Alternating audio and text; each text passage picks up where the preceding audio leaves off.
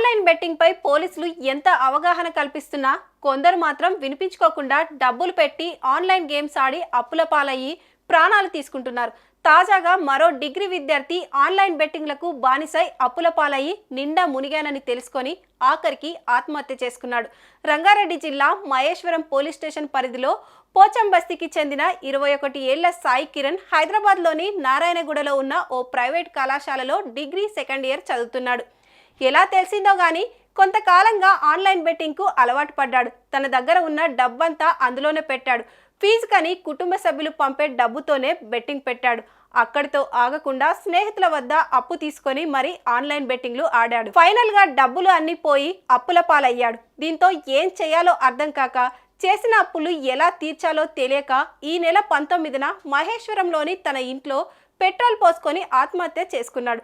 తీవ్ర గాయాల పాలైన సాయి కిరణ్ ను కుటుంబ సభ్యులు ఉస్మానియా ఆసుపత్రికి తరలించారు.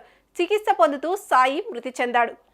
ఆన్లైన్ బెట్టింగ్ కారణంగానే సాయి ఆత్మహత్య చేసుకున్నాడని పోలీసులు అన్నారు. అనంతరం పోలీసులు కేసు నమోదు చేసుకొని దర్యాప్తు చేస్తున్నారు.